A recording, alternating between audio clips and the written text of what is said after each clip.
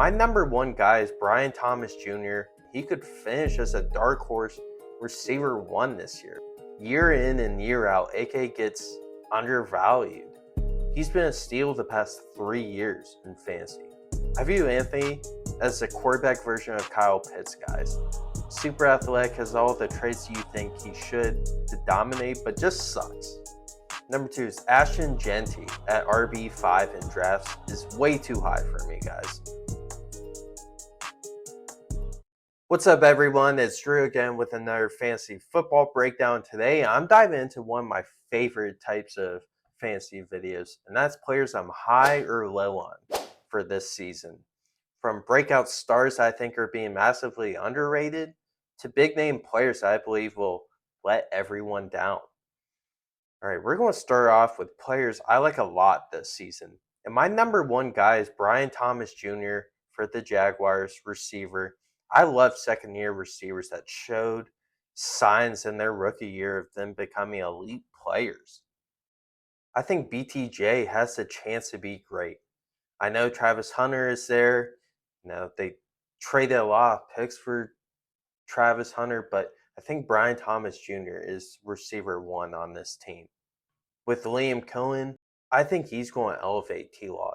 You saw what he did with Baker Mayfield. Baker was getting tossed around to crappy teams, and he elevated Baker to be an elite quarterback. So if he could do half that with Trevor Lawrence, and Trevor Lawrence is talented, I think that's going to be great news for Brian Thomas Jr. And he could finish as a dark horse receiver one this year. So I'm very high on Brian Thomas Jr. to be an elite fantasy receiver this year. Number 2, I got Devonte Adams. For everyone thinking Devonte had a crappy season or not up to the Devonte Adams standards, he finished as receiver 11 this year, guys. With all the drama with the Raiders and Jets being dysfunctional too. He missed 3 games due to sitting out to be traded. Now he's in a great situation in LA with McVay and Stafford throwing him the ball and Puka opposite side of him. If you have the chance to draft Devonte Adams, you got to do it this year, guys. I know he's getting older in age, but I think he has 1 to 2 more great years. Number 3, I got AK. Alvin Kamara. ESPN has him at RB17 right now. I think that's just crazy. In his 8 years in the league, his lowest points per game was 14.1 in 2022. He finishes RB9 this year. He missed the last 3 games due to injury, and for most of the year, or half of the year, he was RB1 last year. Year in and year out, AK gets undervalued. He's been a steal the past 3 years in fantasy. He has no real competition in the backfield, and with Kellen Moore becoming the head coach for the Saints, that gives me high expectations for AK. With how Saquon, Austin Eckler, and Zeke have produced with Kellen plays for them. So I'm high on Alvin Kamara. I think he could have another good year. Number 4, I got Garrett Wilson. I believe Fields and Wilson are going to bring the best out of each other. And for Garrett being the 28th ranked receiver and finishing as receiver 10 last year, I think his value is almost too good to be true, guys. I think this will be Garrett's best year in the NFL. Fields' passer rating to Wilson in college was 133%, guys. So every time he was looking for Garrett Wilson, he was completing passes, and there was a lot of down-the-field shots too. So I think Garrett Wilson could be a big play this year and a big steal for your fantasy teams. Number 5, I got Baker Mayfield. Baker has been balling ever since he's been in Tampa. Back-to-back 4,000-yard seasons, and last year he was QB4 in fantasy. And that was with Mike Evans and Chris Godwin both missing time for this Bucs team. They'll be back this year, and the Bucs offense just added another weapon, Emeka Egbuka, who's the Buckeyes' all-time reception leader. So I love this offense. They're going to be explosive and dynamic with the receivers in the run game they have with Bucky Irving and Rachaad White. So they're going to be scoring a lot of points this year, I believe. So you got to draft the quarterback in that system. All right, players I'm low on and could be a bust. Number one is Anthony Richardson. I view Anthony as the quarterback version of Kyle Pitts, guys. Super athletic, has all the traits you think he should to dominate, but just sucks at football. He hasn't put it all together. Don't waste a pick on the Anthony Richardson, guys. Like, there's rumors that Daniel Jones is beating him out, so I don't think you want to draft a backup quarterback in your fantasy league. So I am staying away from Anthony Richardson this year. I think you guys should too. Number two is Ashton Genty at RB5 in drafts is way too high for me, guys. I don't expect the Raiders offense to be a top tier offense. With the offensive line they have, guys, they were ranked 29 last year, and they made no massive improvements to this offensive line. And that gives me some concern.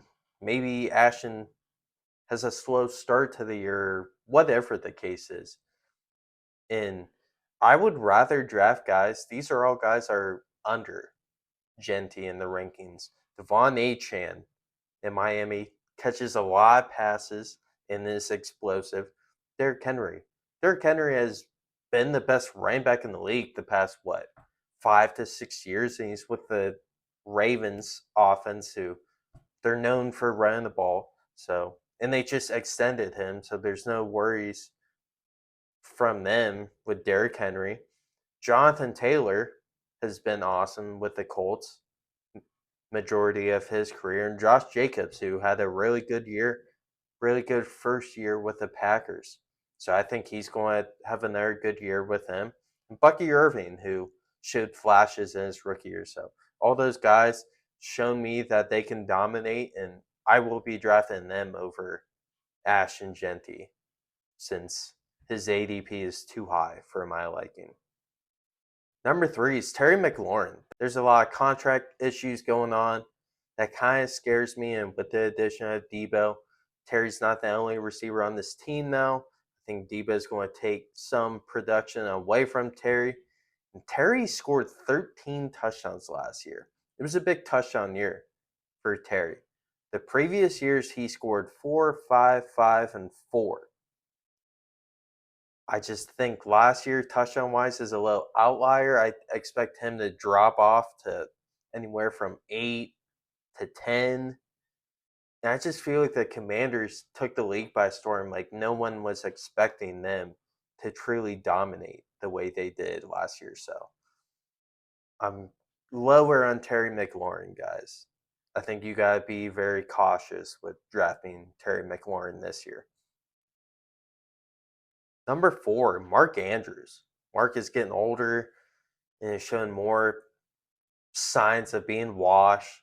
He had a bunch of crucial drops, looks really slow at times. And I think sooner rather than later, Isaiah Likely is going to overtake him for the tight end 1 position. Like, we saw flashes of Isaiah that he can be elite tight end in this league, and I think he's going to overtake Mark Andrews sometime soon. So I'm staying away from Mark Andrews. He's too touchdown reliant. And my last guy is Aaron Jones, another player that is getting older. And the Vikings went out and traded for Jordan Mason. I believe that looked really good for CMC when CMC was hurt. Started for the 49ers last year. I think he could overtake this starting running back position from Aaron Jones. And Aaron hasn't scored more than 5 touchdowns since 2020. Guys, he plays running back. So I don't think that number is going to skyrocket this year since he's getting older. So I'm staying away from Aaron Jones this year. All right, guys, that's going to wrap up the video. Thank you guys so much for watching. Please comment down what you guys think. Are you high on a player or low on a player? Did I get a player wrong or right? Just let me know. I'd love to hear from you guys. Please, if you enjoyed the video, give it a like. If you're new here or you haven't subscribed, please subscribe. I would greatly appreciate it. I'll see you guys next time. Peace.